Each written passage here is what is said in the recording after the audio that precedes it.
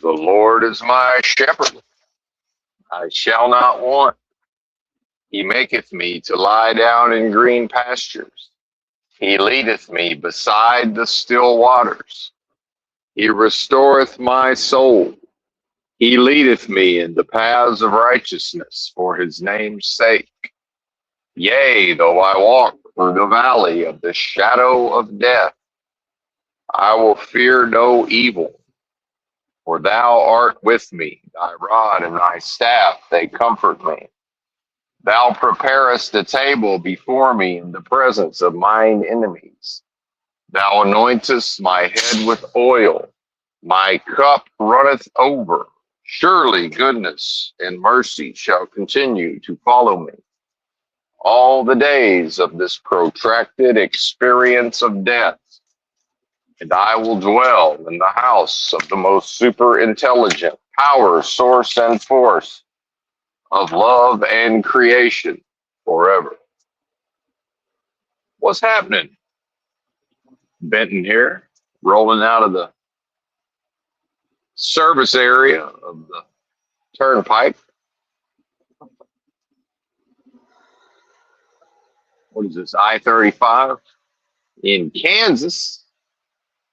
Sheet of snow and ice.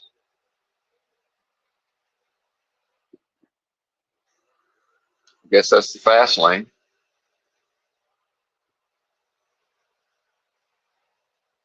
Quite the journey yesterday. Drove 10 and a half hours. I think it ended up being 650 miles. It's a pretty good amount of distance to cover,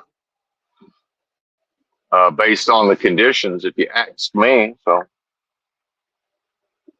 barring the unforeseen, the Royal We will make it 500 more miles to the first of 3 deliveries.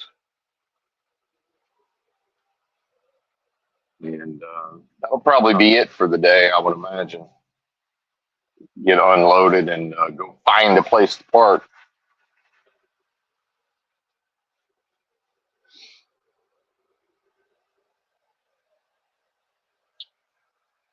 Had to make a sign and tape it to the steering wheel, because the parking area at the service area was so, snowed and iced over. Excuse me. I left the interaxle differential lock engaged overnight, just in case I had any trouble crawling out. Better safe than sorry.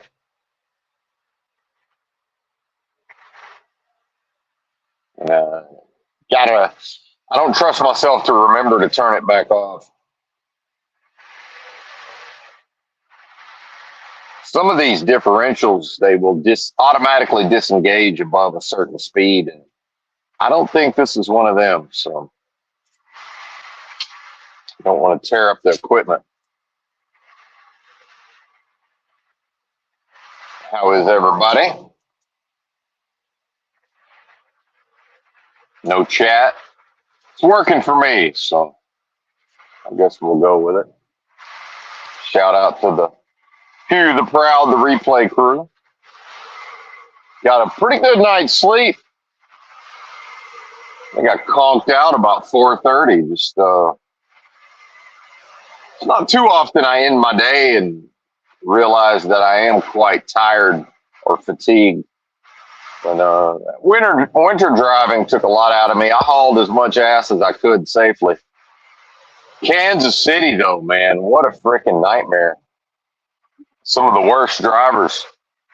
And I'm coming to understand that the frequency or the amount of winter weather that an area gets, it really has no meaning. And then, with the idea of the pandemic dispersing so many people to different parts of the country, I mean, at what point are there enough newcomers that, that they're not like from an area that gets snow and ice on it? And some of them are, some of them aren't, but and just the general out of itness of the general public. And then, a good 25% of them actively have it on their mind to get into some sort of fender bender with a truck so they can hammer a check. So I went through about 20 miles in Kansas City of people trying to drive one of my trailer tandems. So when there wasn't too much ice and snow in the way, I went 71 miles an hour regardless of the posted speed limit. Otherwise, it was 20 miles an hour in Air Horn City trying to make lane changes because bozos were just right next to me for no reason. Hilarious.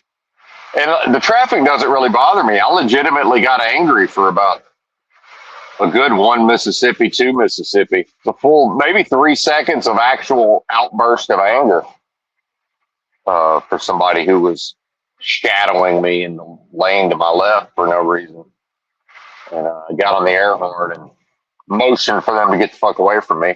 And to their credit, they did. And probably speaking to the, the authoritarian nature of the populace, they've internalized authoritarianism. Most of these people, if you just give them a direct, firm order, I mean, some of them got oppositional defiance, but a lot of them will just do whatever the fuck they're told. Like, hey man, get the fuck away from me. What is this? Crazy. But I've realized that because at a certain point I was going as slow as I safely could drive, trying to figure out which lanes to be in, because the signs do not correspond to whatever names is on the GPS. And I was on the fucking purple line on my GPS and still ended up in took the completely wrong interstate, but they parallel each other if you're going west out of Kansas City. So it's the same distance and the same time. It didn't matter, and I have no way of knowing, but I think I ended up on the more annoying route through Kansas City, if that makes sense. But I think I figured out the key is to, if there's 2 different roads that go where I'm going, just pick the one I don't want to go on and just make sure not to go towards that sign. I think that's probably the way, regardless of, where it looks like the exit's going to take me. It's like, well, if I'm going straight and the line on the GPS is pointed dead straight, and I don't go to the left and I don't go to the right, how did I end up on the wrong road? Like,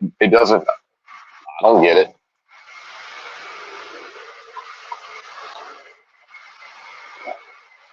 So, who knows?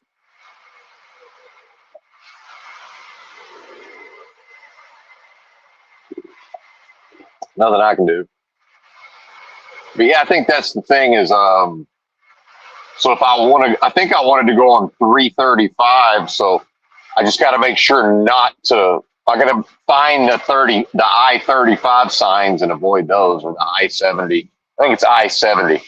I gotta just make sure to drive away from the sign that says I-70. Don't try to drive towards the I-35 or the I-335. It's inverted stimulus, if that makes sense. But why shouldn't I be tortured, right? The royal me.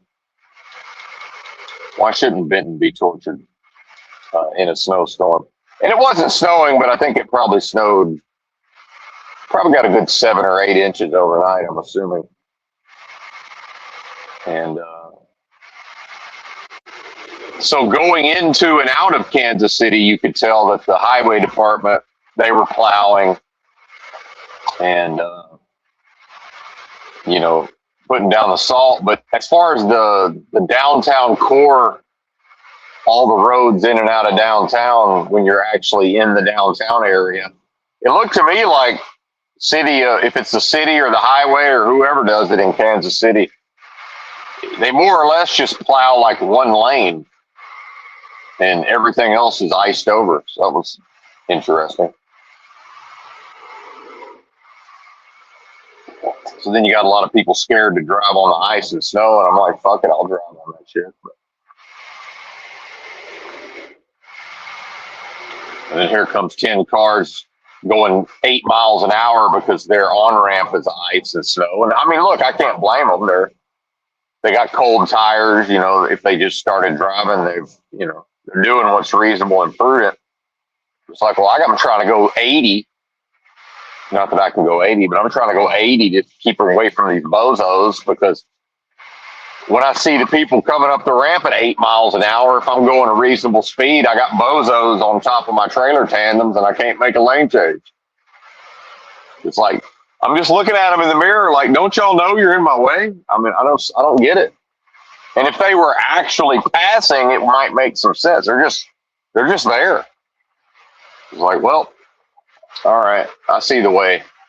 I'm going 71, and if the cops pull me over, I'm just going to say, listen, man, this is what it is. Do your worst. This is what it is. I'll either live in a big rig and haul freight every day, or I won't. You decide. Pull me into the weigh station and inspect me. I'll either live in a big rig and haul freight 7 days a week, or I won't. It's up to you. I don't give a damn. They asked Rodman if they were going to trade for Rodman, but they didn't want to trade for him. The Bulls were. They didn't want to trade for him if he was going to be a problem and not play and all of this. And I think he had a no trade clause probably in his contract, so he had to agree to it. Phil Jackson, finally at the end of the conversation is like, well, Dennis, would you like to be a Chicago Bull? And Dennis goes, I don't give a damn. And it was just like, Phil's like, all right, fucking trade for him. Phil had to be able to, fucking read his personality well enough to figure out what that meant. It's like, yeah, I'll live in the truck and haul freight 7 days a week, but fuck, it's kind of up to y'all. I don't give a damn. I'll go do something else. I might sleep in a ditch. Who knows? I don't give a damn. All right. Buckle up, Dennis. We're going to go win some championship.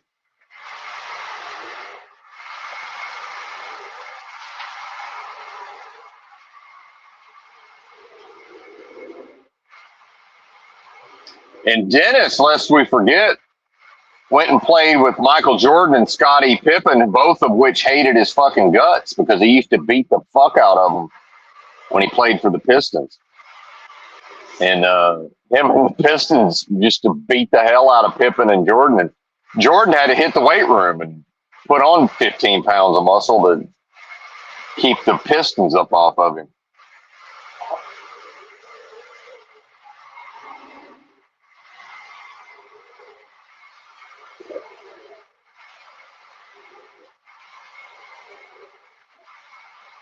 And then showing how men don't really understand women and what attracts women to a man.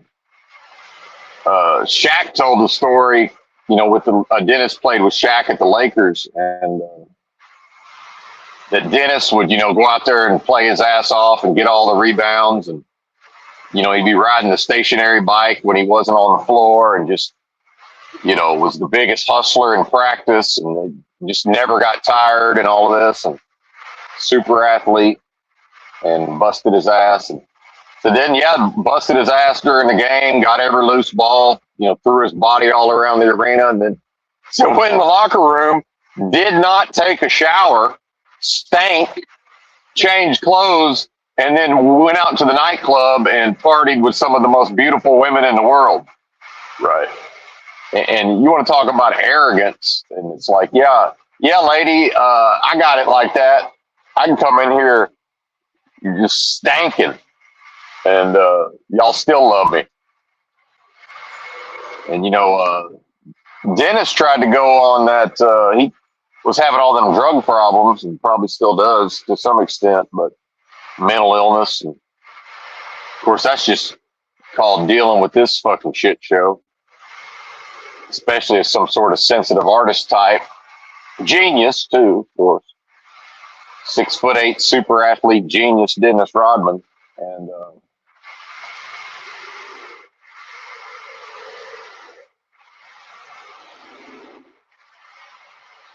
uh,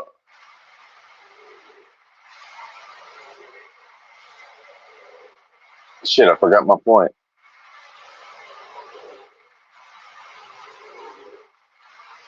Huh, that's funny. Early onset dementia, perhaps.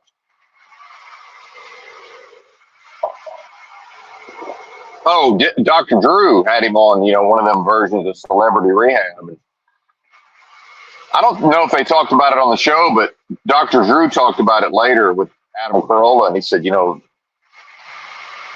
this idea that rock stars get all the women and, like 80s hair bands, when we were young, and the women got the women lined up. And he said, yeah, Dennis told me that, the only people who are even more attractive to women than rock stars is top level professional athletes. He said, yeah, it's a whole nother ballgame. It's like a whole nother level above what your, Bon Jovis of the world deal with, the idea of women throwing themselves at men. And, and I've talked about it on here before, so it's just a bit redundant, but, most men don't know what a woman, they just don't know what a woman is, right? A woman is Matt Jones, quarterback of the Razorbacks, and it's Arkansas, so the Razorbacks, they're not really that big of a deal anymore, but they used to be a big fucking deal. It's really all we had in Arkansas. College football is huge in the down south, and you got a 6'6" white boy outrunning LSU defensive backs, black speedsters, 6'6", playing for the basketball team, dunking basketballs, just super athlete. And he came in Outback Steakhouse in Hot Springs when I worked there, and I worked with, on the weekend, it was me and a couple other dudes and like 30 something chicks, servers. Every single one of them, I watched the word trickle out through the wait staff that Matt Jones was in the building. Every one of them primped, did their hair, checked their makeup, put their lipstick on the moment they found out Matt Jones was in the building. The instant. Every single one of them. And since I know what a woman is and knew what a woman was back then, what else are they going to do? Pretend like they're too good for his Matt Jones superhuman genetics? So, same thing with Dennis Rodman. Oh, Rodman didn't shower. Oh, well, he's got to shower if he thinks he wants some of this. No, lady, your body wants his superhuman genetics. And fellas, it's just accept it. And I don't give a lot of advice. This is how they are. It's fine. It's completely fine. Do you think I gave a damn that, oh, yeah, fucking 6 foot. Meanwhile, I'd like to shake his hand if I was busy, and obviously I'm not going to bother the man, but come on. Fuck. What do you expect them to do? They're all going to shoot their shot on some level. But some guys might think, well, looking at some of the servers, like, why does she think she has a shot? It's what they are, man. She could be 80 and think she's got a shot. I've seen 80-year-old women in the middle of nowhere, Iowa, get fucking scammed in romance scams. One of them was married and her husband was still alive. I think she was, probably not 80, but she's still married to the old man. That's the so-called hypergamy. That shit really never ends. It's what they are. It's not their fault. To expect them to what? Use their logical mind and overcome it? Are you crazy? That ain't gonna happen. Why would it? Now they're gonna be less of what they are. Ask them to be less of what they are. Why? Because that's your preference. The preference has no meaning. You know, I'm listening to this some channel I never listened to before. I don't remember anything about it, but what caught my attention was the title was like Louis C.K. has become Woody Allen or something. And, you know, some of these people, I don't know if it's just the popularity of this certain style of content, but the guy is, you know, he didn't have any takes, right? The guy that made the video, because like 10 different times he was highlighting Louis C.K.'s behavior and kept saying, this is weird, this is weird, this is weird. And I'm like, bro, this is weird. It's not a take, man. Like that's your preference. It's to not engage with what you see as weird. Like that's not a take. Make it interesting, you know. And the reality is, you know, I would like to watch Chalk Body Outline. I saw he was live when I woke up. You know, showing these lefty bozos in just more or less like, well, just look at them. Like that's not a take, you know. It's not entertaining. It's not a viewpoint. So, and then he got to talking about, well, you know, Woody Allen loves New York City and Louis C.K. loves New York City. So they got like this shared love of New York City. Okay, understood. And the content creator apparently doesn't like cities. Well, that's a preference, sir. I mean, it doesn't have any, it has no meaning. So what I've noticed, a mistake that a lot of people make is they assign a meaning to their personal preference. Like, yeah, that's your preference, buddy. So now he's telling his stories of, you know, going to New York City. Like he was all into animals apparently as a kid. So and I don't know where he's from, but his family took him to they're going to go to some zoo in the city and all of this. And apparently they parked their car on the street somewhere in New York. I'm guessing, but Brooklyn? I don't fucking know. Where's the zoo? I don't know. I'm sure there's multiples, but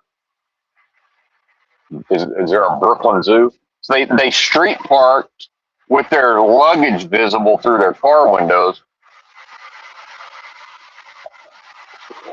And they got back to the car. Somebody busted their window and stole their luggage. And apparently that was bad enough. But then, you know, the locals standing around more or less like laughing at them like, hey, like, why did you think you could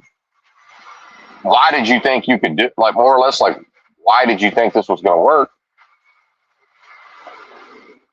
And then another story he told was he was lost in I don't remember which city he said, maybe New York City. And he finally had enough of being lost and tried to ask a local, like, hey, man, where is this thing or that thing? And the guy just looked at him and just kept on walking. You know, as if that's some sort of defect of a city, right? Oh, you think that doesn't happen in the boonies? Because I drive long haul. I was in West Virginia, just got loaded, picked up a load in West Virginia. Couldn't park at the facility. Actually, I could, but there was no cell signal. You know, Lord knows I got to have my internet. So I went. I'd already noticed somewhere I could potentially park, like in the town at the fucking Family Dollar. And there was a coal hauler there, a local, you know, West Virginia coal hauler, small town. And he was getting ready to start his shift. I guess he was going to haul coal all night. And I tried to ask him if I was good to park there. A guy wouldn't talk to me, wouldn't look at me, wouldn't engage with me, pretended I didn't exist. I didn't take it as like a personal attack or affront or what's wrong with these people or how dare you. My only thought was, well, he doesn't want to talk to me. Fair enough. He doesn't have to talk to me. And I'm free to wander into the Family Dollar and see what they think of it. But since he drives a truck and I think he parks there and probably lives in the neighborhood, right? And all I'm selfishly trying to find out is fucking county sheriff going to roll through and wake me up in the middle of the night and tell me to get moving. That's all I care about. You know, I don't want to get woke up at 10 p.m. How late is the Family Dollar open? You know, y'all know I go to bed early. Yeah, he didn't want to deal with it. For all I know, his mama just died. Or I mean, I don't know what's going on in this man's life. You know, you know, something horrible could have just happened an hour ago, and he's got to go haul coal. Right? Who the fuck knows? I don't fucking know. Maybe his truck's getting repossessed in a week.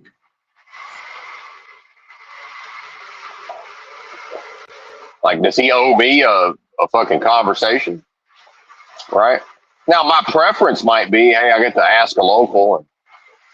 Now, meanwhile, he's probably just sick of weirdo, fucking creepy, long haul, big company drivers trying to chat him up about hauling coal. Right? It's like, I don't give a fuck. I'm just going to ask one question and keep it moving. But, I mean, he doesn't know that. I got no desire to pick his brain about how many gears his truck has and all this. Like, yeah, I've seen enough of those guys going 90 through the mountains. Like, you know, I'm pretty sure I know what that's about. You know, it's time. It's they get paid by the load, so they're trying to. If they can squeeze an extra load in that day, they might make an extra $150. It's big money, right?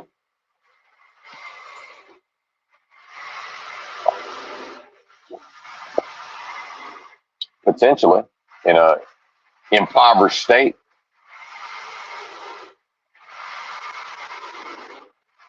So, but see, there's no meaning. It doesn't mean anything that this guy wouldn't talk to me.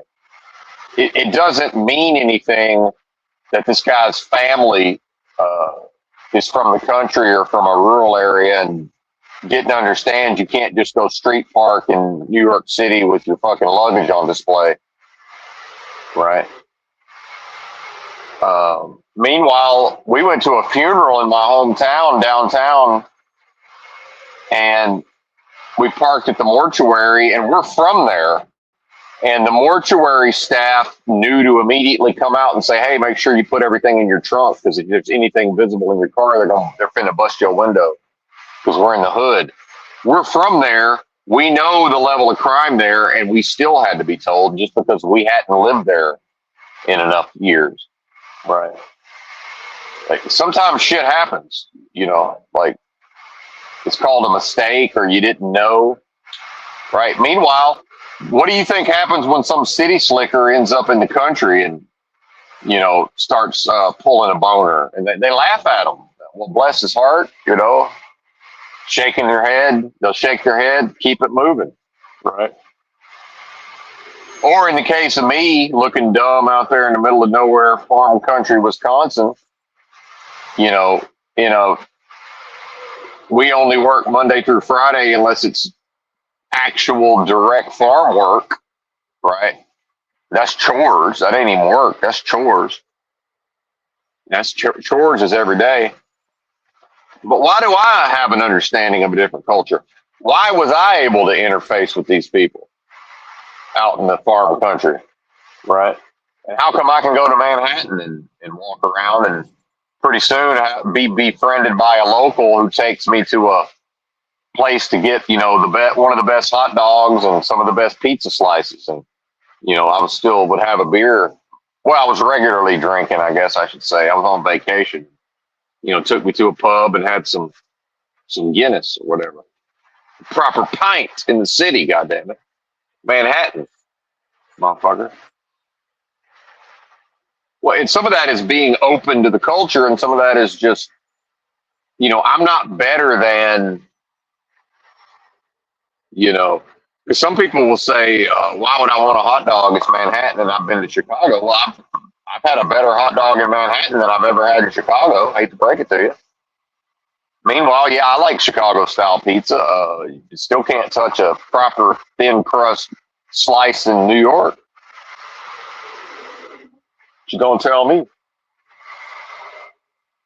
And I've had decent New York style pizza in Chicago. I mean, what's fuck? Hell, I've had decent pizza in LA. You know, this again, these preferences and prejudices, right? And just preconceived notions. So imagine not liking the city, hating the city, and sort of looking down on the city, but then still like driving there and leaving your luggage on display and getting your window. It's like no respect, man. No respect for the city. Like, what are you doing? Do you want a bunch of, you know, again, I understand the city slickers, most of them wouldn't be caught dead in the rural country areas, but, you know, you'd probably like for them to show some respect. I remember, man, it was COVID was a weird fucking time. I was in the Walmart parking lot in Hot Springs, Arkansas, and the hood Walmart, not even the proper Walmart. And, you know, there's not like an interstate runs through there.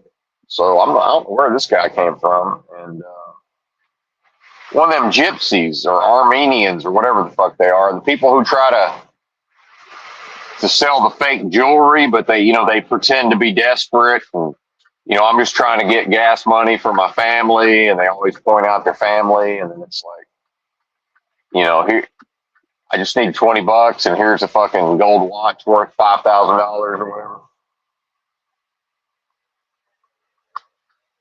And they had New York plates. And I just said, hey, man, I don't know if you know where the fuck you are. I said, pretty much everybody out here is carrying handguns. So you probably just need to get the fuck out of here.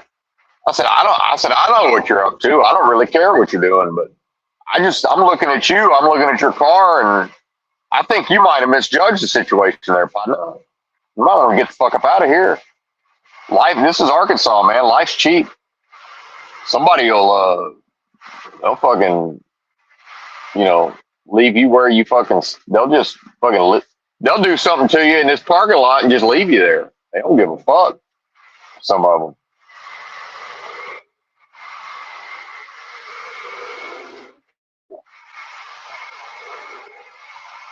And, you know, you got 3 out of 4 of everybody's carrying guns. I recommend you leave these people alone. And we're in the hood. Most of them, you know, they won't really understand your scam, but, you know, they're pretty fucking, you know, they'll figure out something's wrong. And they ain't got $20 in the first place. Impoverished over here, man. Drive around some of these neighborhoods. And some of that, you know, poor folks tend to be a little more generous than the rich folks, of course. Part of them gypsies, you know, they dress the part. Got a nice car, dressed up real nice, got their jewelry. So I guess on some level it makes sense. I gave one of them $20 one time. He was on the fucking on-ramp. And I pulled over. I was pulling over anyway, I think. And I don't give a shit, so. But I guess I insulted him because I wouldn't take his bullshit watch. And I was like, no. And finally, he wouldn't leave me alone. I said, man, don't make me take my $20 back. And then he got the hint and left. So I was like, and, you know, there's something too kind of showing a scammer, like kind of rubbing their nose in it. It's like, yeah, man, I know you're scamming me, and you take the money anyway. How about I pay you $20 to leave?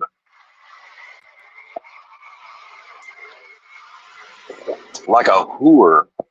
I can't say that like the monsters do.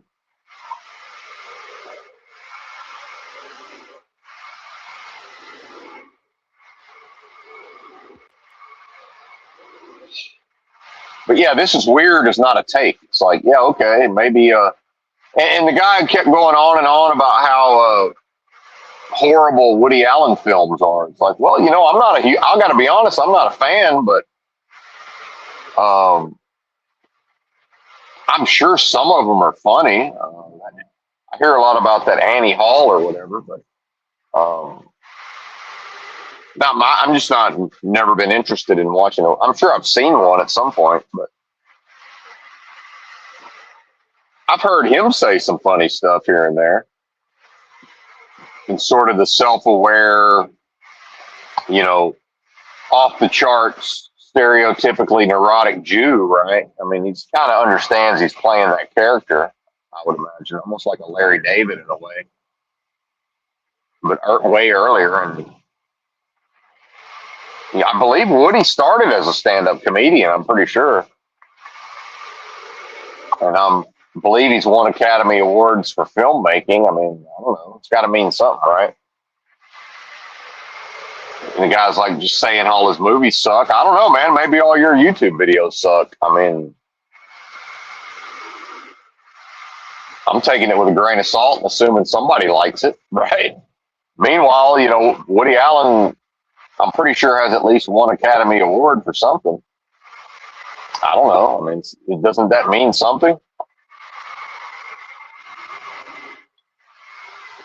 Am I crazy?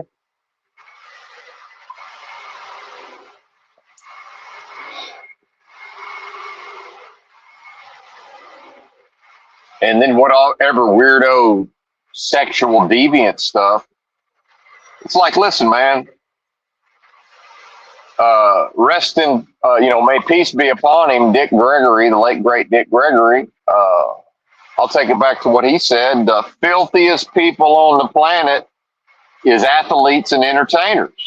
Yeah, these are entertainers, man. What else do you need to know? They're filth.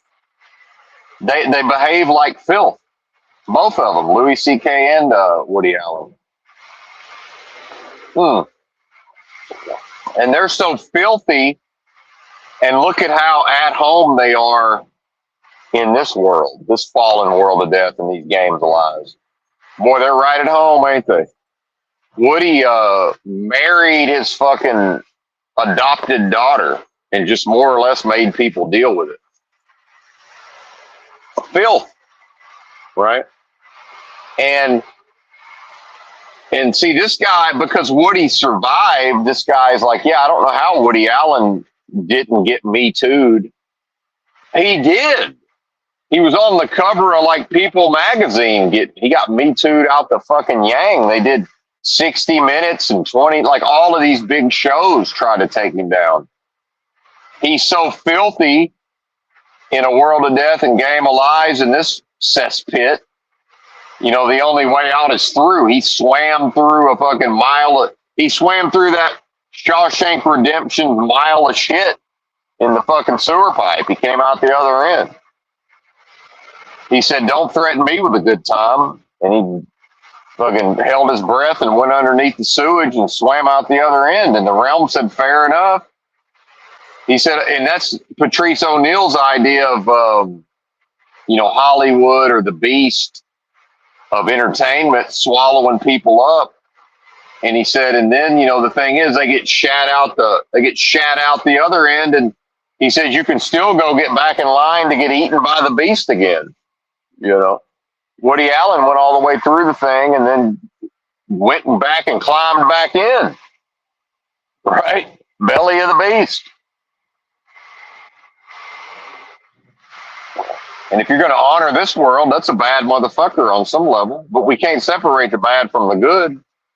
I don't get to have a preference and say, well, I like these aspects. I like, suburban living or more country or just less people around. Yeah, everybody likes less people around for the most part. But if you're going to make me choose between the awesome parts of a big city and, if I could have the awesome parts of the big city with no people around, yeah, that'd be great. That's not possible. That was a Twilight Zone episode, for fuck's sake. And I was a little kid and saw that and realized that was my version of heaven on some level. Like, holy shit, all the badass things and no people around to ruin it. Oh my God. It's like probably 10 years old.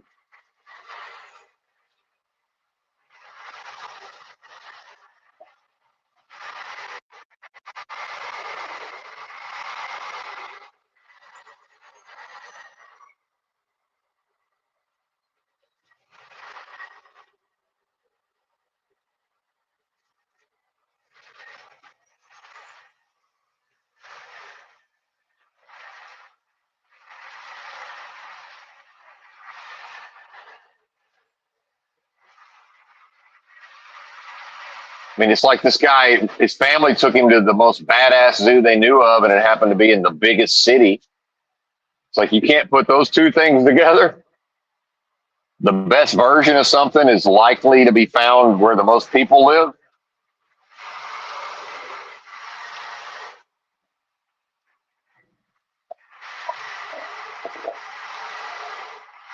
I mean, I'm sure I could see an opera in Little Rock, Arkansas at some point. Where am I going to see a better, opera in Little Rock or fucking New York City? Right. I could probably go any night of the year and catch some kind of live performance better than, the best thing that anybody's ever seen in Little Rock, Arkansas. It's just how it is, man.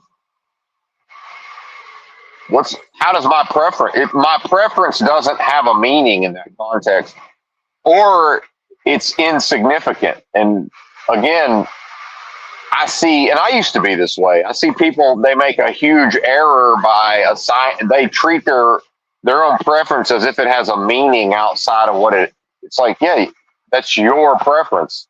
It feels some type of way to you. And yeah, I'll listen to his YouTube video, but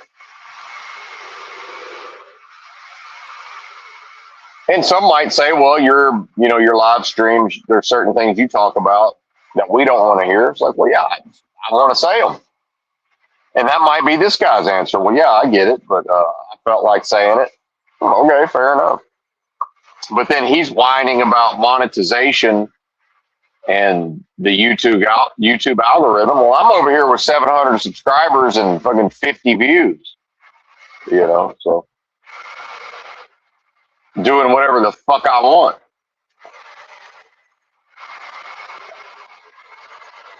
50 views is a damn miracle. And YouTube knows what it's doing. I could get around like 220. Like a year ago, it was possible. Now it's like, now it's possible to hit 100, but it's, it's kind of few and far between. Who cares? Who cares? I'm still looking forward to that. It's a 4 right now on the screen, 4 viewers. One day that's going to be a 0, and it's going to stay a 0, and then every once in a while it'll go to 1, and it'll go back to 0. Good. Because today's 4 is yesterday's 20.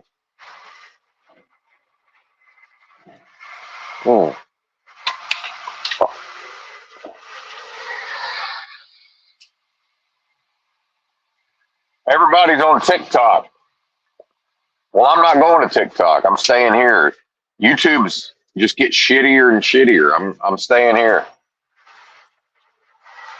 And I'll use Audible. As shitty as Audible is, I'll pay them $90. As long as they'll give me a deal, I'm not paying full fucking price again.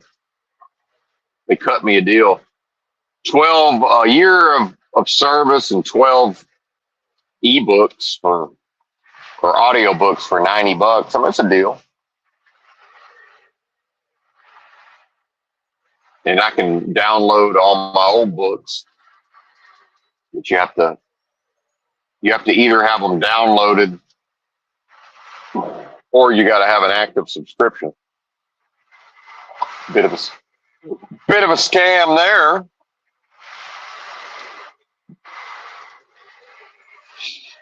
Let me make sure we're on the proper route here. I don't want to go through.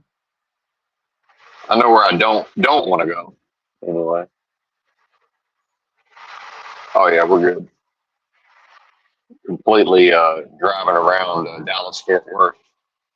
Of course, I looked at the map last night. I made the right decision. Skipping Arkansas, the roads are still fucked. I drove on ice and snow for 2 hours yesterday, and it was mostly clear in the slow lane, and then got to KC and the roads were a bit fucked, but all the side roads were totally fucked. But it wasn't too bad. Just the road conditions weren't too bad getting through KC. It was the conditions plus the drivers. But that's where the skill comes in, of course. I only saw one rig, one big rig that fucked up and ran off the road and had to get towed out. But, and I don't know how he managed that, but probably looking at TikTok. But if some foreigner, and again, if y'all have listened to me for any period of time, I don't trip on foreigners. I'm not xenophobic. I don't give a shit for the most part. But some fucking trucker, I look over on the other side of the road and some bozos broke down in the lane of travel. And, there's a cop, DOT's blocking the road with his lights on to keep people from running into the rear end of this trailer. And it's some fucking, turban wearer, which again, I understand those are Sikhs and most of them are actually, really good people from what I've seen. And he's just just nonchalant, sitting in the fucking driver's seat on his phone, like, oh, well, just another day in the life. And I'm looking at this like, and maybe his truck froze up. I don't know. And maybe it's like who knows? The truck could freeze up. This one probably won't, but there's a 0% chance of me not getting that bitch to the shoulder. Zero. How the hell did he end up stopped in the lane of travel? It doesn't make any sense. It beggars belief. And part of that is he just don't give a fuck. He's just driving till he crashes. He's driving till they put him in jail. He's driving till they tow the rig. He's not a proper truck driver. Not that there is such a thing, but hey, the Arkansas River. Or as they say in Kansas, the Arkansas River. Well, there you go.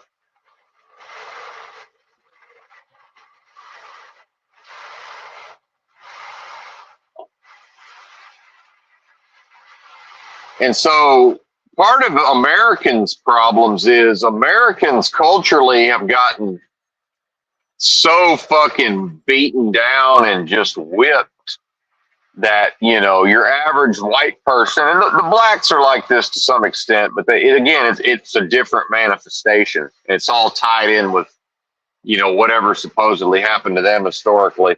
And I'm not even getting into what really happened versus what didn't happen. I just mean whatever they think happened. And again, and their direct experience, right, of course.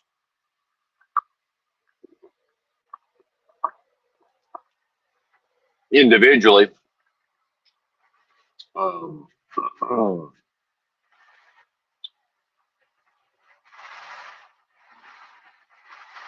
this idea that I'm driving into a way station, part of me's sort of, not becoming fearful, but realizing that in the past I probably would have been a little fearful. It's like, but I'm just thinking of all these body cams I've been seeing of these foreigners. They're not scared of nothing.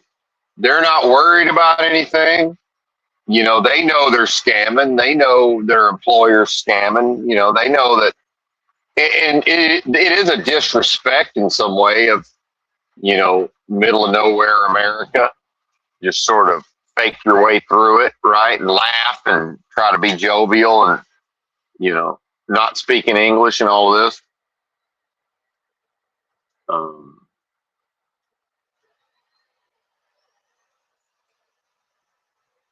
And then the good old boys who ain't even good old boys, end up, working for the DOT. And for whatever reason, the state government of Arkansas apparently has just allowed all of this. Oh, but it's a red state. What's that got to do with it? If you order the people who think they're Republican conservatives, if the state fucking officials order them not to enforce certain things, they know where their bread's buttered, right? Call it a red state all you want. It doesn't fucking matter. It's still corrupt.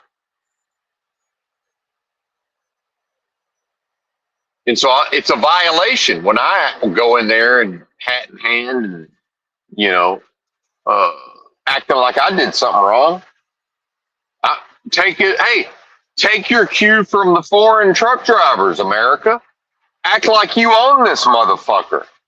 You got foreigners coming over here acting like they own the place, right? Don't get into it with them. And again, I'm not giving advice. This is just like a thought experiment. Fuck it, they want to pull me into the weigh station. You know, pull me in. You want to start writing me citations, put me out of service? That's fine. Whatever. I'll just go do something else. Don't threaten me with a good time. I got, I'm going to have 20 G's in my 20 G's liquid here pretty soon. But don't give me an excuse to go figure out a way to spend it. Shit, I'm creative. I got all kind of things I can do with money. Shit. Y'all are lucky I'm over here driving this truck. Maybe I'll start acting like I own the place. And I am doing these people a favor. Oh, but you got to be humble. Fuck that. I'm humble for me, goddammit. These people only understand brute force.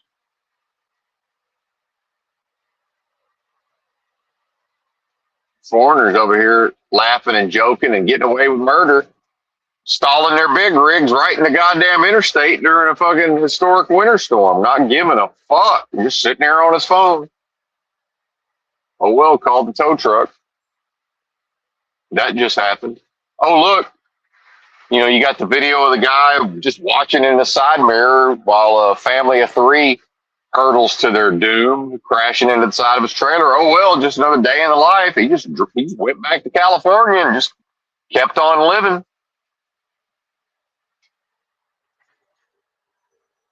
Another day. Act like you own the place. Why not? What are they going to do? I mean, at this point, what's there left for Benton to do? Just wait around for them to put me in federal prison, I guess. Because I'm not paying them taxes. They can suck my dick. I'm not paying them. Now, they can, again, just take it out of my account. I'm not, oh, you ought? No, I don't authorize anything. I'm saying it's there. Y'all know where it is. Go get it. But no, I'm not authorizing you to go get it. I'm saying if it's about the money, you know where the money. This ain't a where's the money, Lebowski.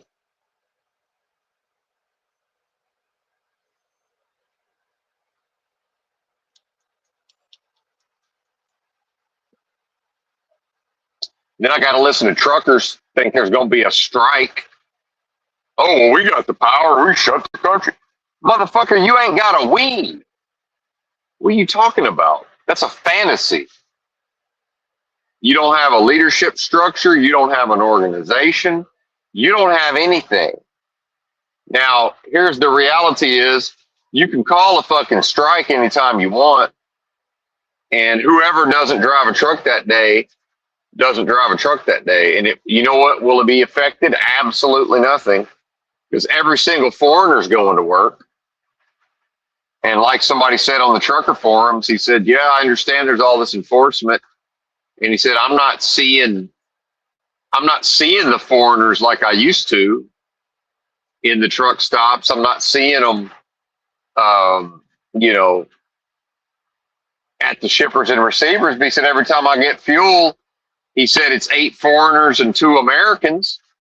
And I said, well, listen, man, unless you go talk to them, you don't have any way of knowing. Some of them people are from America. They just look like they're foreign. You got some middle America person doesn't understand. There's all kind of people born in New York and California and places that look foreign.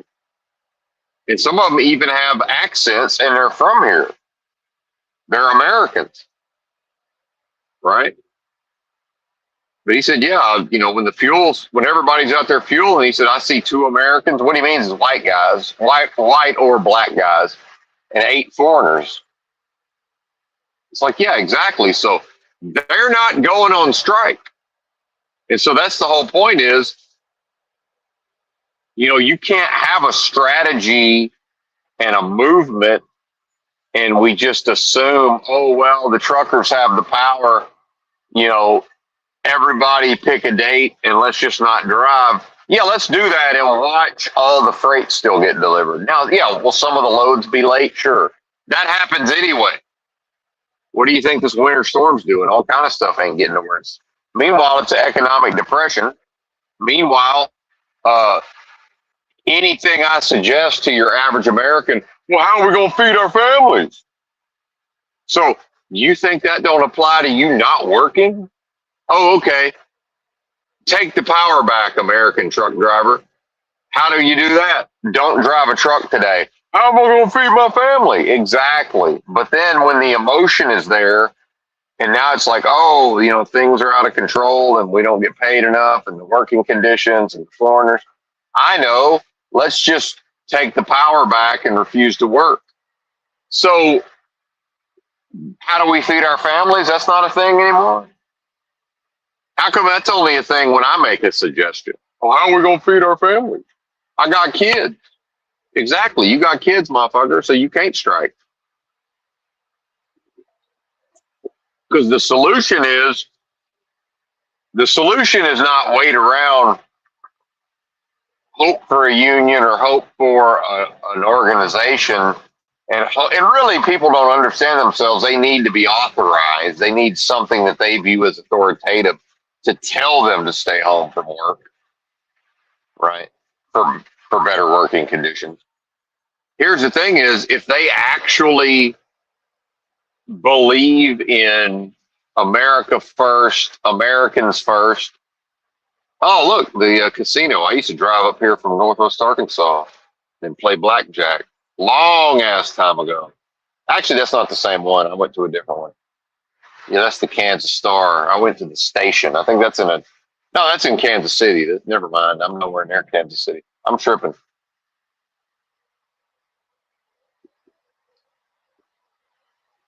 Well, I shouldn't say nowhere near, but it's a few hundred miles away at least. But anyway, yeah, I've never been to that one. Now that I think about it, but either way, um, everybody can do something right, motherfucking now to fight this, and it's not even fighting the system. It's just saying, yeah, I'm not doing that. And then people say, well, what about this? What about that? Well, I'm not scared of that. So it's like, okay, so in order to so-called take the power back, a person has to strategically understand, okay, what can I do today that I'm able to do, I'm willing to do, that will have some effect, even if a small effect. Well, in Benton's case, don't pay the tax. They say, well, okay, well, we have W-2 jobs and they take the taxes out of our check. Well, then you don't have that option. So maybe, I don't know, quit your job and get on a 1099. Oh, well, but what about my family's health insurance? I don't know. Maybe your family could start eating healthy food and fix their health instead of eating a bunch of slop and being obese, which is mostly the only reason anybody needs a doctor. Right. But now we go into the fear. So once I identify, okay, here's something I could do, and here's the immediate objection that my brain spits out, and the motivation for that is fear. If I can't examine that and say, well, clearly the being is a prisoner of their own fear, well, until that's transcended and overcome, there's nothing to talk about. What's there to talk about? Right? So, well, okay, let's wait. Let's just talk is cheap and talk about the sleeping giant. And let's pretend like rich people are scared of regular folks. Rich people pretend to be scared about the idea of the masses waking up and taking the power back. The masses have never had power and they've never had money, ever. The masses of people in America have never had power. They've never had money. They never will. That's just the way it works. Don't get mad at me. Don't kill the messenger. That's called life. That's what this thing is, man. I didn't make it that way. It was that way when I got here.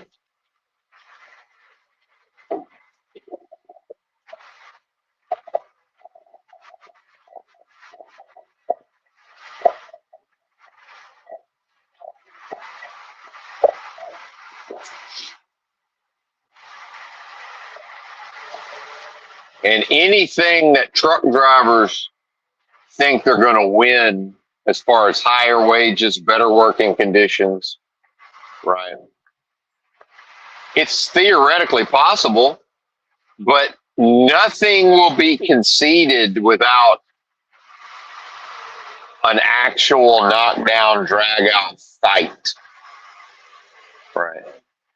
And you obese, out of shape, mentally weak, authoritarians, bootlickers who love to be ordered around and who mostly do what they're told.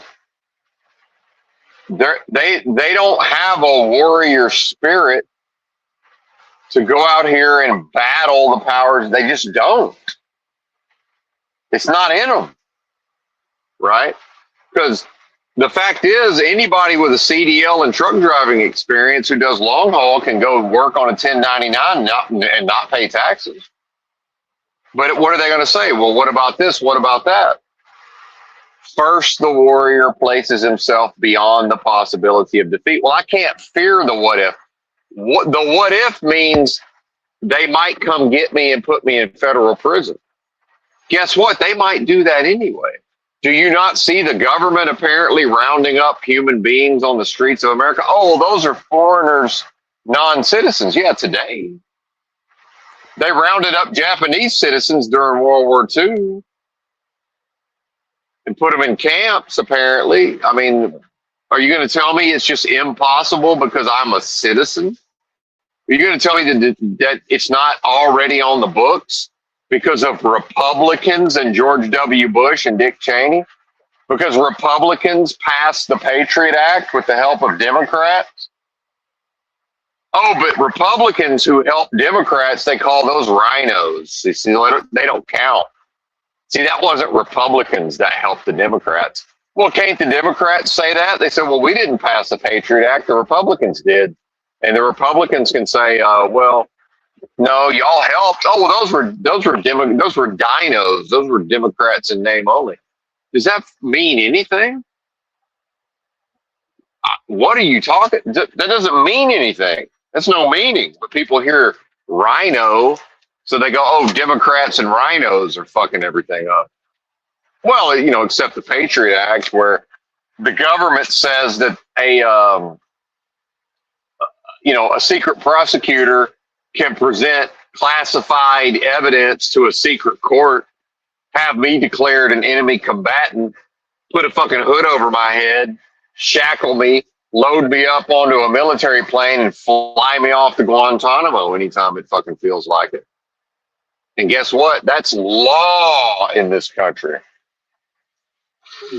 What do you think about that? Your legislative branch did that, buddy. Can you Biden's poopy diaper your way out of that?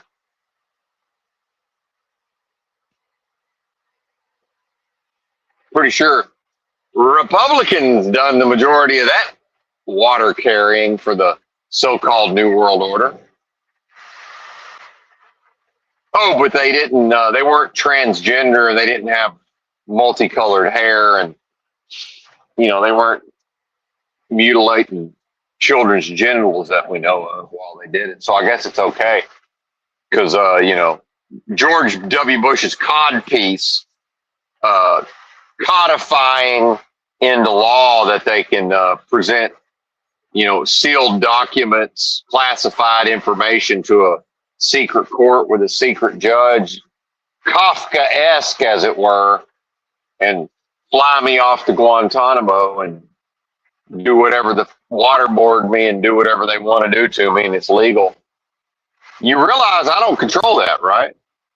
Whether I pay my taxes or not, they can still do that to me. So what's the fucking difference? How can I fear some shit they might do anyway?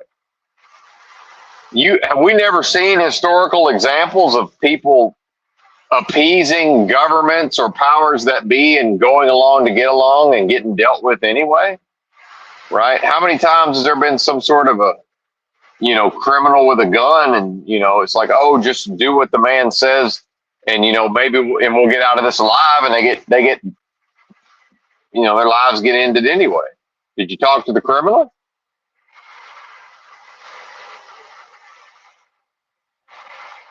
It's to mistakenly believe that my actions dictate if I end up on a plane to Guantanamo or if I end up in a dungeon in administrative segregation in some federal prison.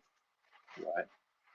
Or maybe I've spent 15 to 20 years preparing myself by the only way out is through, by crawling through the sewer pipe of this soft gulag. It's like, at this point, what's the difference? Put me in the hard gulag. Let me put some of that money on my books before y'all put me away. I might want some commissary while I'm in there. They said, well, you don't get commissary in the hole. Well, fair enough.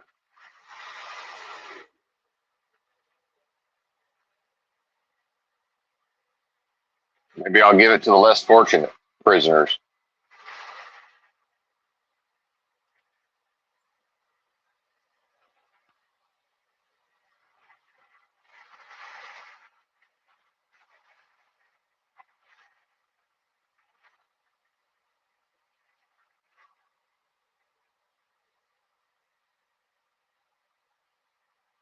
Because what I am cannot experience fear. That's a violation.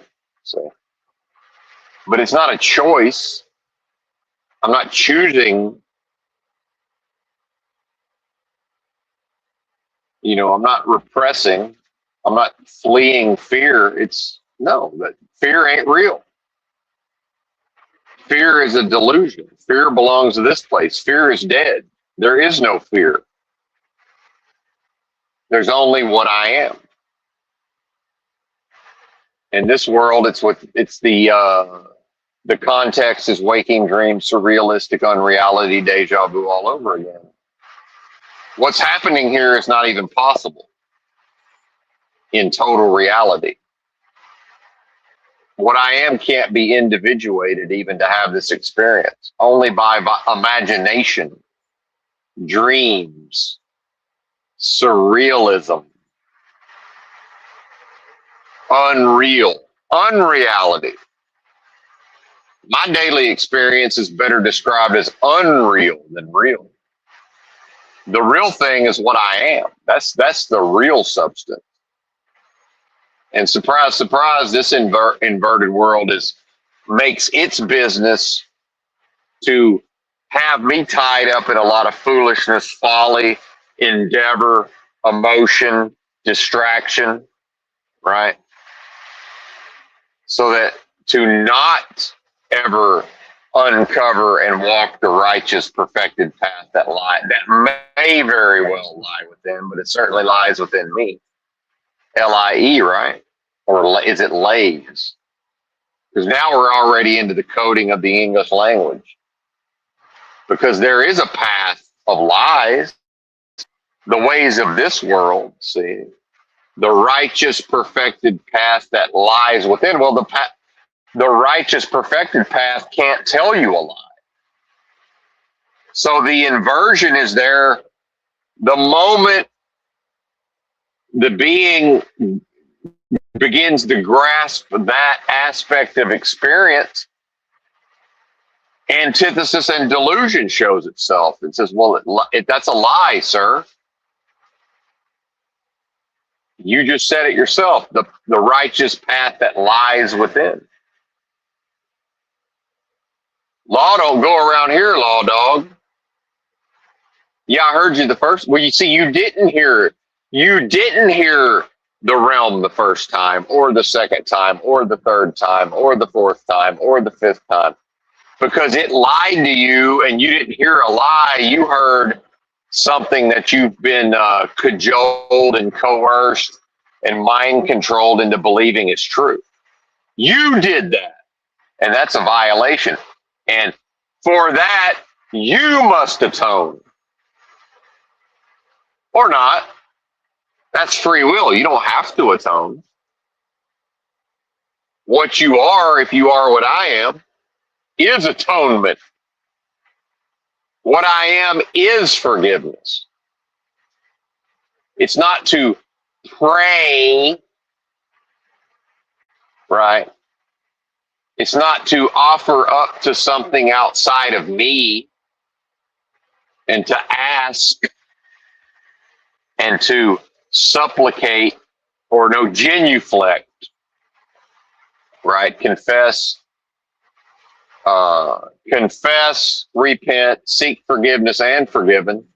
That's worshiper and object of worship contained within the same space. That's the resolution within the dead flesh. That's the victory over the dead flesh. To confess the sin by what? What's the sin? To temporarily too strongly identify with the dead flesh and this dead world and the death of these experiences, which is to treat these experiences as if they were living. These are not living experiences. Life is a breakfast cereal. Mikey likes it. Well, preference is like is a preference, and that has no meaning. Or it's assigned an improper meaning. Your whole life's been assigned an improper meaning, and I mean life based on what you've been told is your life. And it's been so improperly misclassified by you and everything else in this realm, you don't even know what it is. And I still have to correct myself to not call it life. It's death. It's a process of death. It's what I am that will never know death, experiencing a pseudo death in a concept of time, space, location, place that can also never exist. And a now it's here, now it's gone, now it's here, now it's gone. Spiritual warrior genius level of thinking, the highest level of spiritual understanding and attainment. Until somebody else demonstrates to me in real time in the flesh this level of attainment, understanding, and grasp of the material, I'm going to go ahead and keep assuming it's me. And if that sounds arrogant, I don't give a fuck how it sounds. That's your problem. It's not my problem. Because I discovered, applied, and continue to apply these solutions and these solutions for me, on behalf of me, in service of me, within myself. And everything else and everyone else can go fuck themselves on that basis. There is no relevance in comparison to that. None whatsoever, because what I just spoke on is actual, real substance and being. All powerful beingness. Beyond now it's here, now it's gone. Beyond time, beyond space, beyond location, beyond place, beyond death, transcendent of death, right? The victory of the risen, resurrected Christ within. And just like Edward Snowden, who supposedly said that his greatest fear was that he would sacrifice his life, would have to leave the country that he claims to love to tell the American people what's going on when it comes to surveillance. And he said he's fine with doing all of that. His greatest fear was that he would do all of that and more or less nobody would give a fuck. See, he don't control that. And if the spirit of what I am is what did what, if that's what performed the Edward Snowden tasks, and I don't know that it was, maybe it was, maybe it wasn't. Well, what I am can't concern itself with, well, I would hate to make this sacrifice and then nobody takes advantage of it. Same thing with Christ.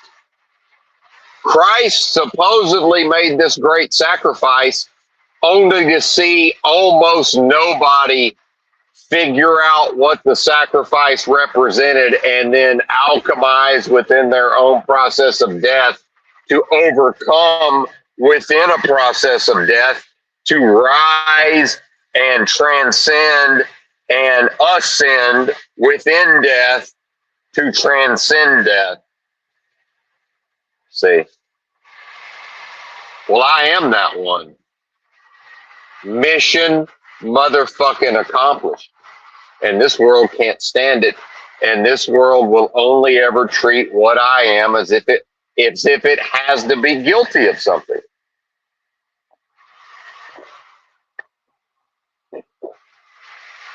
It doesn't meet me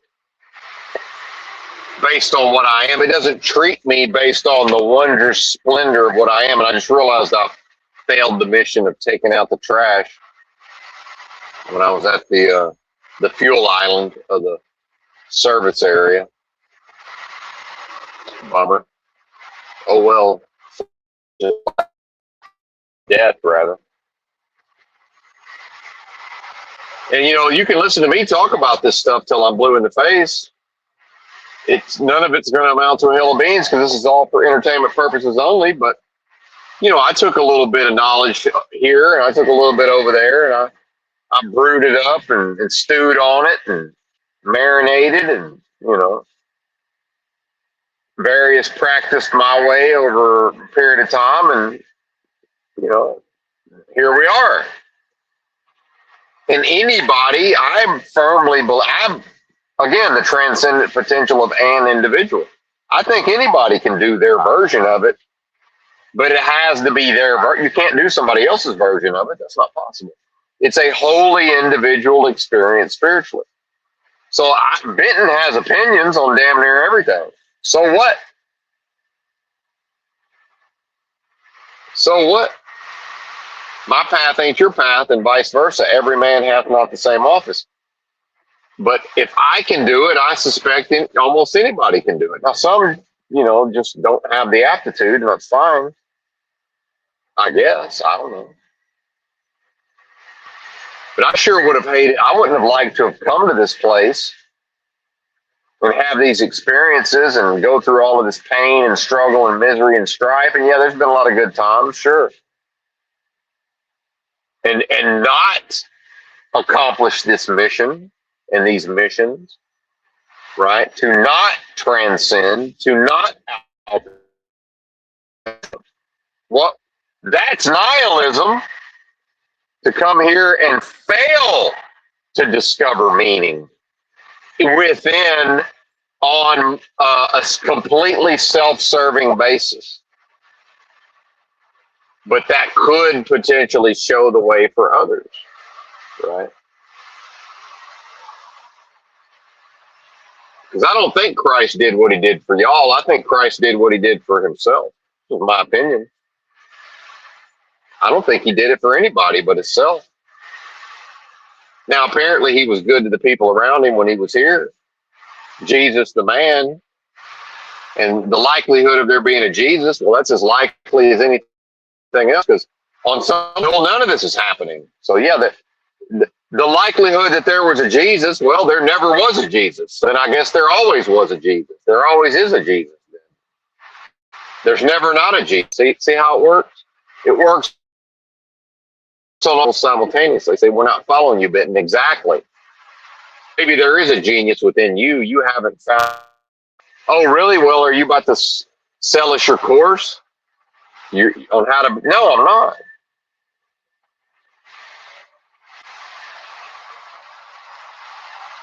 In fact, if you showed up, you'd have to beg me to help you, and I probably still wouldn't help you.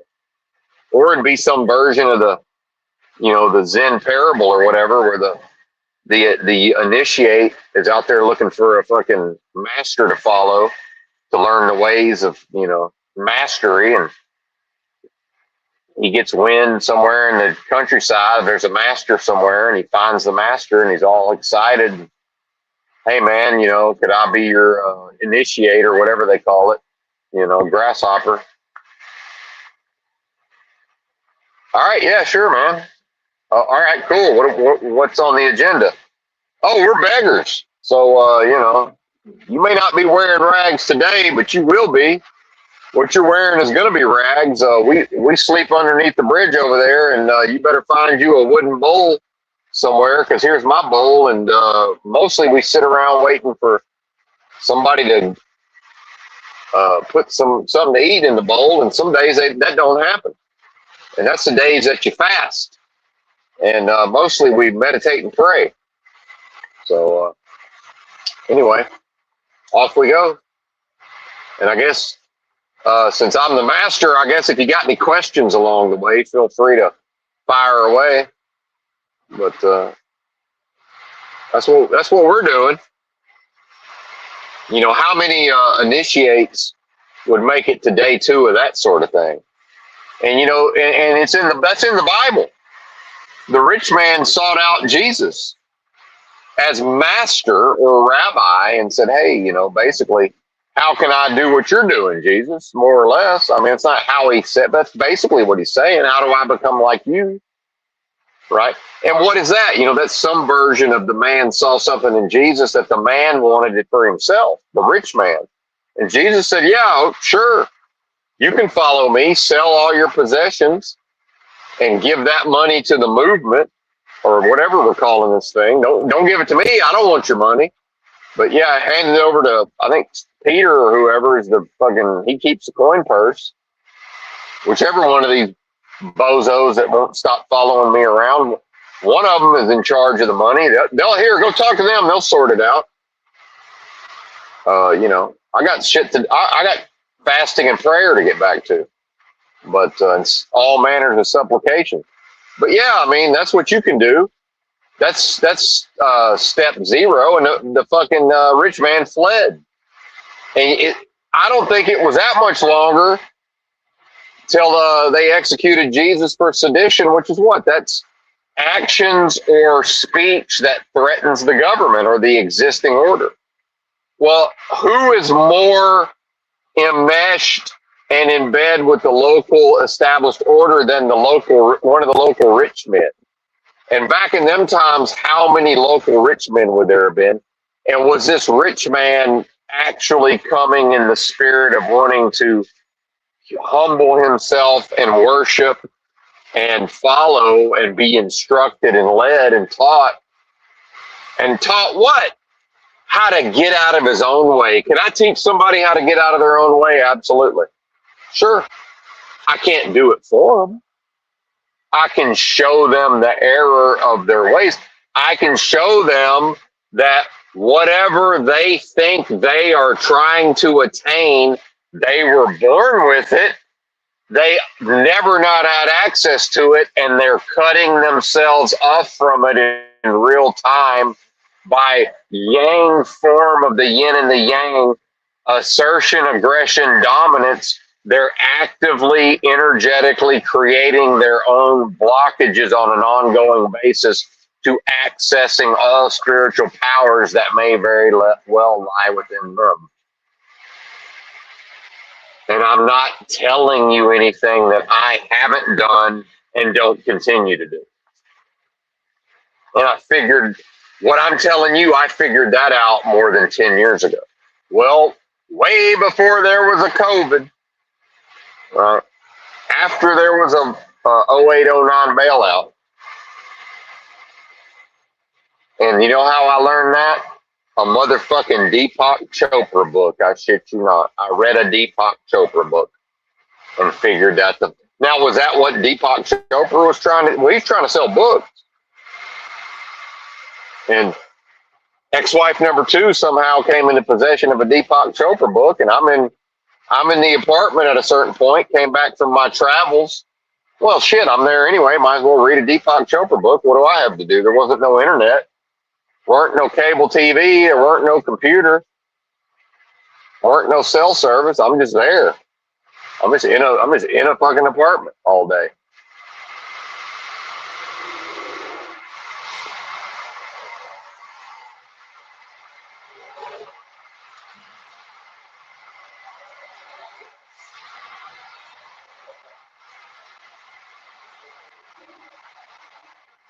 And I epiphanied my way to the understanding based on something I read Deepak Chopra writing a book. But I divorced myself from the part of life where I have to laugh at Deepak Chopra as if he's Biden's poopy diaper. See, I just shut the fuck up and read the man's book. I didn't concern myself with, well, what does the man represent? And how will other people view me if they find out I read a Deepak Chopra book? See. Now that, it was also in conjunction with my own life experience and other things I've read. I certainly had read many, many, many spiritual books and spiritual texts and religious books and religious texts by then. That wasn't the first time I picked up a book in that genre.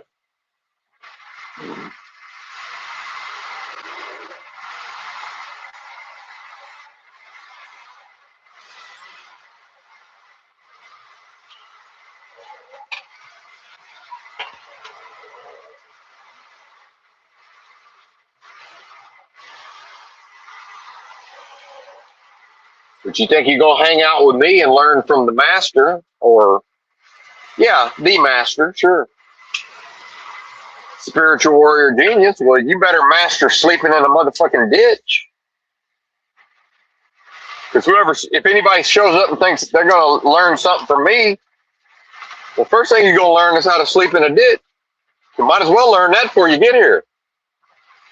Like Fight Club, they had to sit outside and get hazed for a couple of days. Go ahead, why haze yourselves? I hazed myself. That's where I started. I took it to the motherfucking streets and slept in a ditch, metaphorically, and sometimes literally. I'm sure I've slept in a ditch at some point. Yeah, I know I have.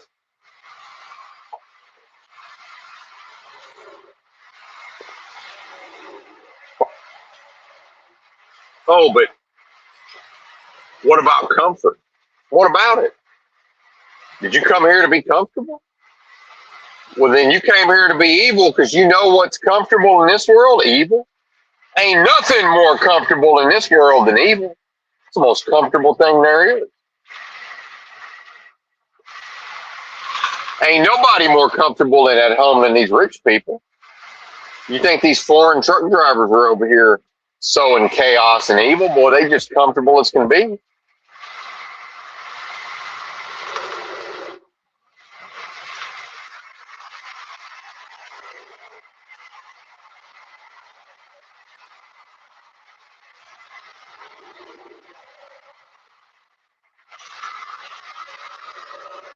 I walked into a Love's bathroom 1:30 in the morning. There's a busload of people from India or somewhere. I don't know what, just in the way. I just fucking moved them out of my way. I just said, hey, coming through. I pushed them out. I just pushed them all aside physically.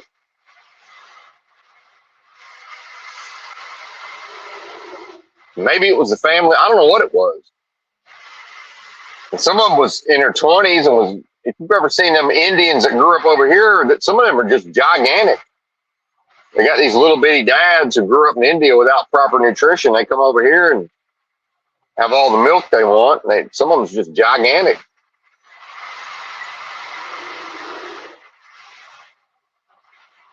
Moved them out of my way.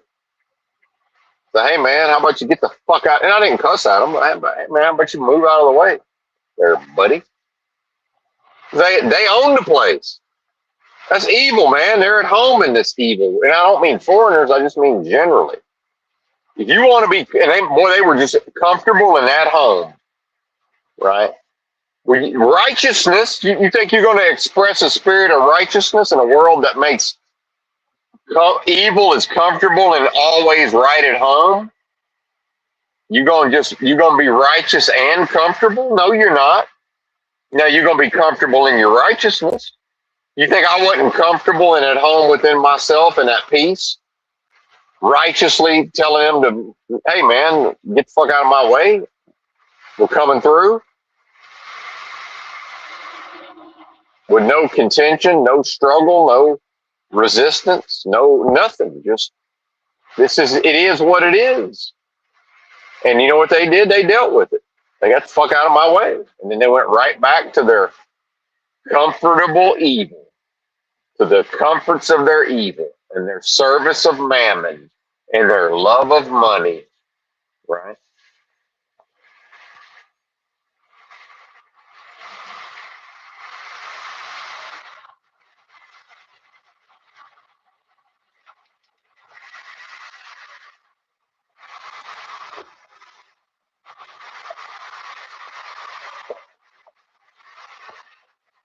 And when I say the American people have never had power and money and they never will, well, I mean, look at that video on my post tab. No, that's not America, but it's some woman, daughter of the president in Senegal or somewhere.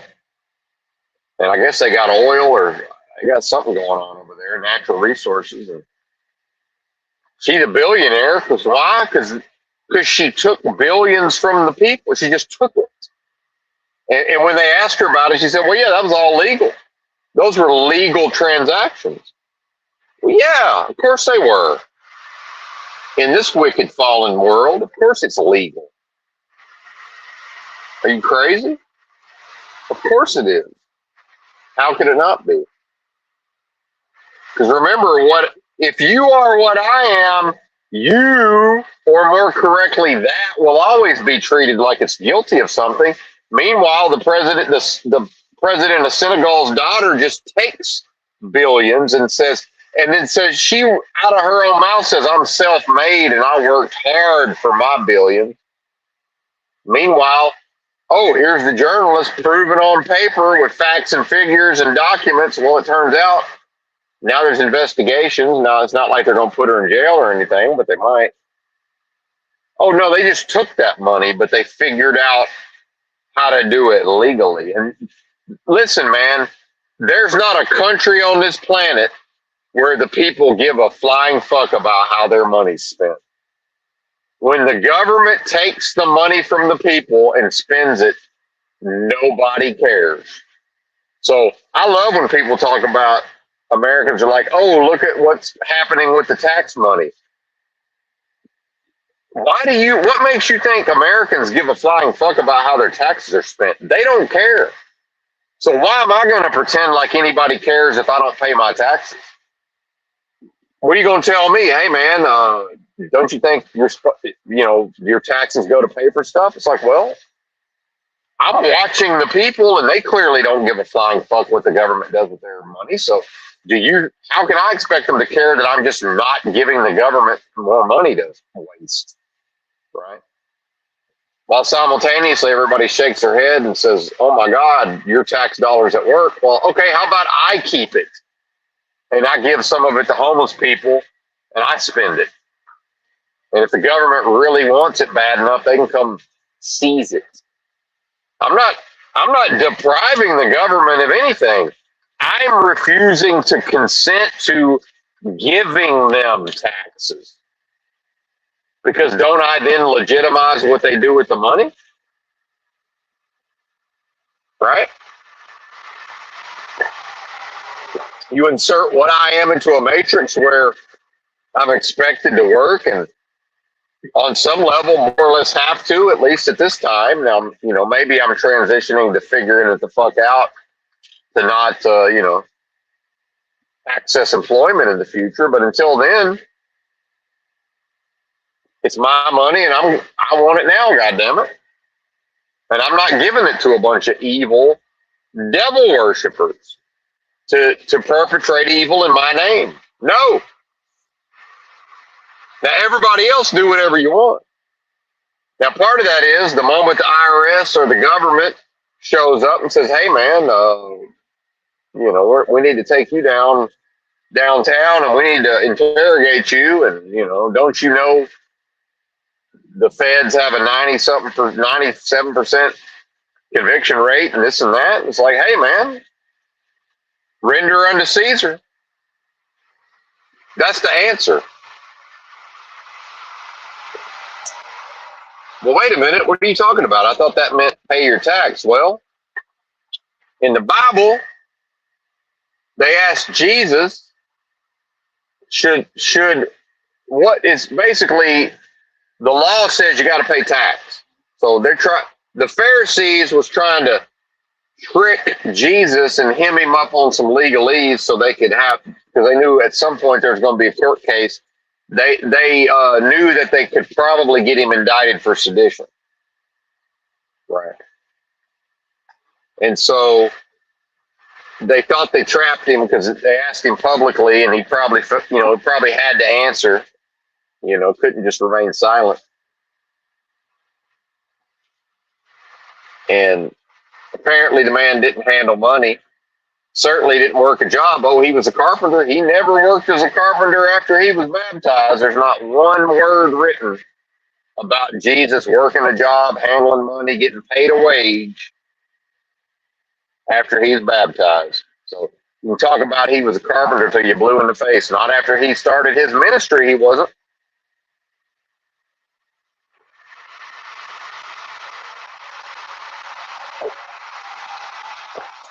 Is Adam Carolla a comedian or is he a contractor? Because he's done both for a living. You ask him what he does for a living. Is he going to say I'm a comedian, or is he going to say I'm a contractor? So you ask, was Jesus in a ministry, or was he a carpenter? See, fisher of men or carpenter?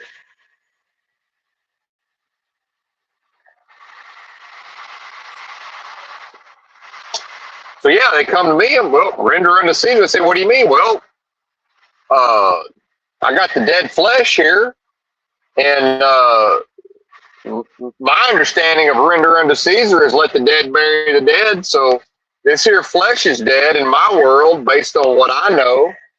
Worshipper and worshipee contained within the same space. So based on the knowledge of what I am, so here, you're welcome to it. Calgon, take me away, motherfuckers. Let's go. Take me to jail, goddammit. And see, what are they going to do? That takes all the power. That takes all their power away. Power over the power. What I am doesn't have power over anything here. What I am is power over the power of this realm, because this realm has no power. This realm is based on the subversion of the creative force of what I am. What I am is the source of everything. All powerful beingness. What you gonna tell me?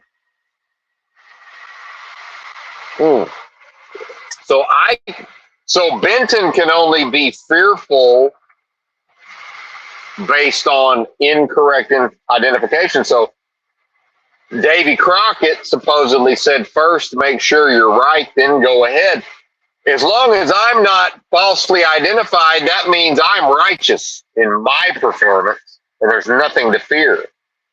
There can't be a justification for fear, and on that basis, fear and any action born out of fear has to be a violation, which is to treat blessing as if it were a curse, which is also what? Christians!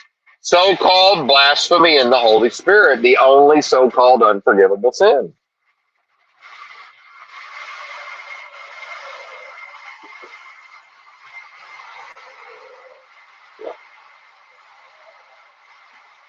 Do you see what I'm showing you here? I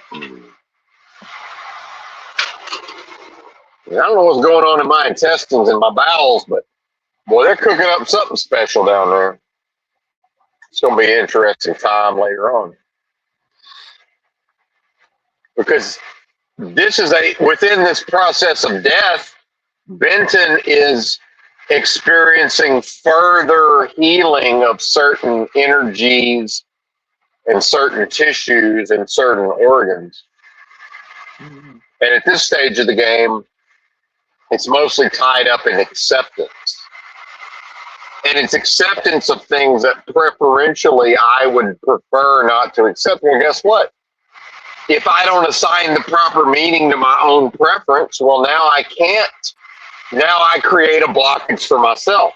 Back to the prior example. For me to assign an improper value to my own preference that's a process of creating a blockage within myself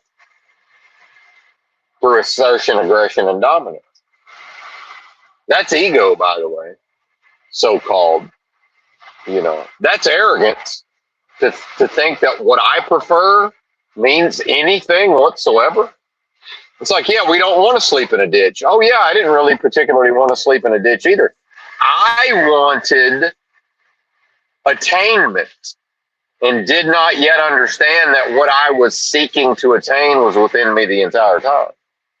And it made no difference because of the inversions and lies of this world and because of the blockages. And in fact, the highest value was hidden not in plain sight, but it was hidden so close to me I couldn't see it. Within the dead flesh. Within the dead flesh. So yes, government, you want your taxes?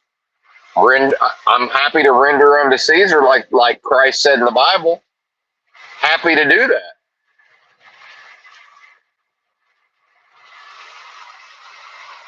Not my brothers in Christ, my brother Christ, or my friend Christ. Because in the book, Christians, it says, I no longer call you servant. Now I call you friend. See, I've moved beyond. I started with the concept of service of Jesus. See, and that was only via invitation, because years ago I said, listen, I knew I had to pray. I prayed. I said, listen, I don't know what you are. I don't know if you exist. Although I did know. I mean, come on. I said, okay, Jesus, here's the deal. I can't, this is all I got. If you call out to me, I will answer. That's it. That's all I had. And that was a commitment. And not too long after, I had my direct experience of Christ consciousness. And then we had many years of, foolishness and folly and overcoming of the dead flesh and getting out of my own way and being taught particular lessons, John 14:26 style, the Comforter, which is the Holy Ghost, teaching all things and bringing unto remembrance. And at a certain point, even before I had familiarized myself with that verse, I recognized that, actually all this spiritual attainment, I'm just trying to get back to the where I started. I came out of my mama into this place, spiritually innocent and spiritually perfected. All of this bebopping around the country and sleeping in ditches, metaphorically and literally at times, and asceticism and living like a monk, and meditation and all of this. It's seeking something that's always there, but it's so buried and hidden and secreted away, right? And then the doubts of the flesh, the fears of the flesh that say, well, don't look in there, buddy, because what if it ain't there?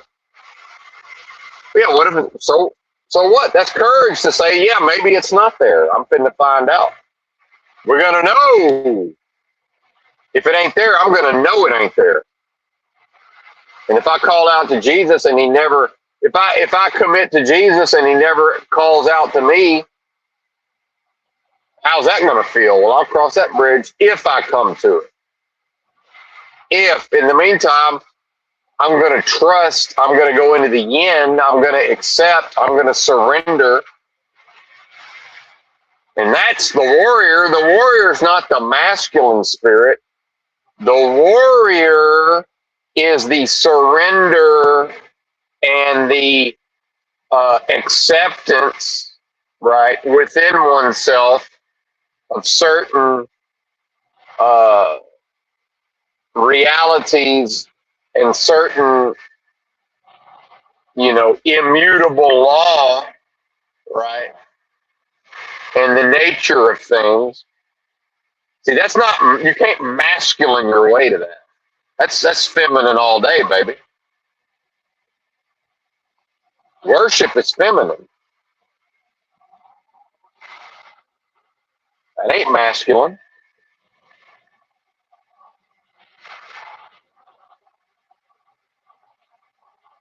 They call it God fearing because people can't understand it in a feminine context. You got to attach fear to it. God fearing, as if what? The warrior going into battle might experience some fear. So now you got to experience fear to stand before to be awestruck and the power and the just the, you know, the supreme authority and supreme, all powerful beingness of air quote so called God.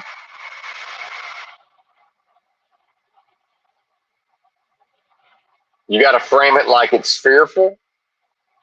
Well, it's fearsome to evil.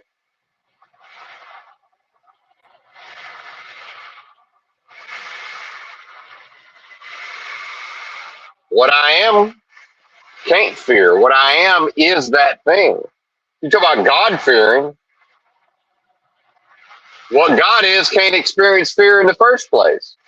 How are his children, so called, going to fear him in a biblical context? It's a violation. It's a lie. It's to be misled. It's to be led down a path to destruction. Right there in the book. Right there in the book. And I understand that indoctrinated Christians can't accept that or won't accept that. Not my problem. Not my problem. What I am and the idea of holy individual experience spiritually, Benton don't answer for that. Benton don't answer for that.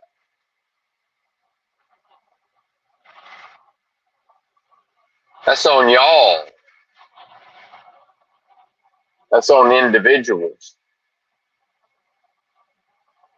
And that's why I love this. I love what's going on here in some way. Just like I love truck driving. Part of what I love about truck driving is I can't fake picking up and delivering the freight. The freight either gets picked up on time and delivered on time or it don't.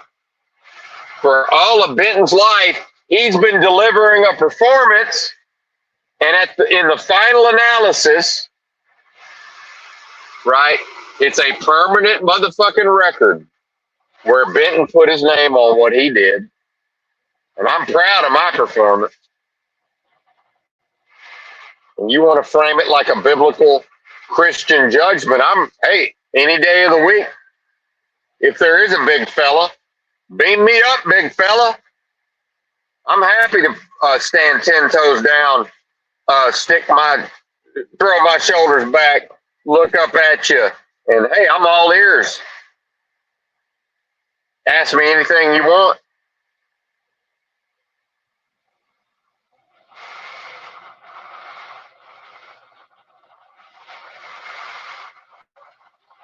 Or, hey, maybe I'll go talk to the criminal. Maybe I'll go check in with the big fella and say, hey, has anybody talked to the criminal lately?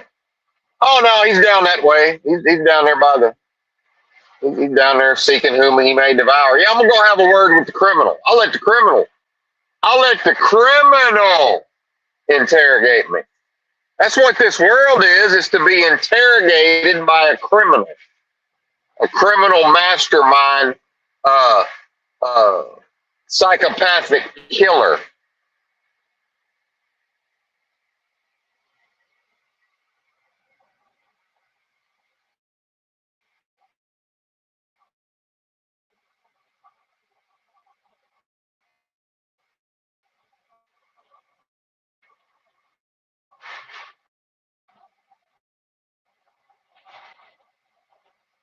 I'll let I'll let Al Pacino from The Devil's Advocate. I'll let him fucking interrogate me.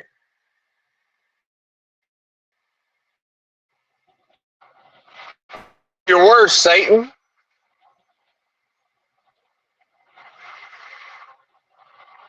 Satan will be like, damn, we done considered you. We done have you considered my servant Job with you, hadn't we? Yep, sure did.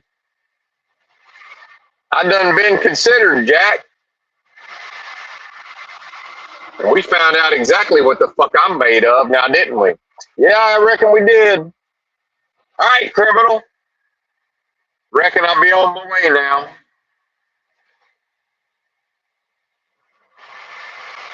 So I'm gonna fear not paying some taxes to a bullshit government. Fuck them. Maybe I'll have 5 G's and $20 bills in my pocket. When the government shows up, maybe I'll stick my hand in my pocket and I'll just make it rain on them. Like I'm a rapper at a strip club. And just laugh at them. And say, hey, here, I guess you're going to have to pick up them. There's 5 grand and 20s on the ground. And if that ain't enough for you, I guess here's the dead flesh. Now what?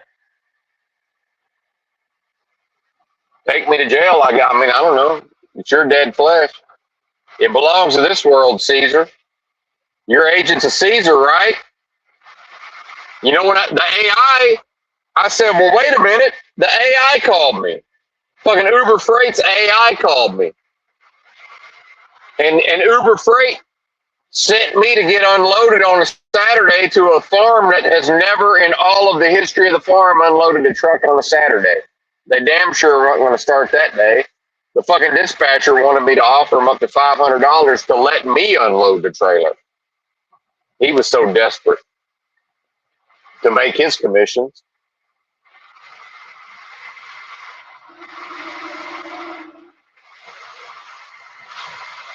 And I figured it out on the fly. I said, wait a minute. Am I talking to the AI assistant? It paused and said, this is an AI. I shit you not. You want to talk about waking dreams, surrealistic, unreality? This was Saturday. What's today? Monday? It's 2 days ago. You think I don't know what this is? You think I don't know what this is? No, I forget. That's the thing is, I forget, not we. I forget. You ain't even remembered yet. See, there ain't no we. Can't be no we till you start remembering. I done remembered and still forget some of the time. Y'all ain't even got around to the remembrance part yet. Because you don't trust. You want to follow me around and learn how to trust? Well, you might as well teach yourself how to sleep in a ditch. Thanks for watching. Bye.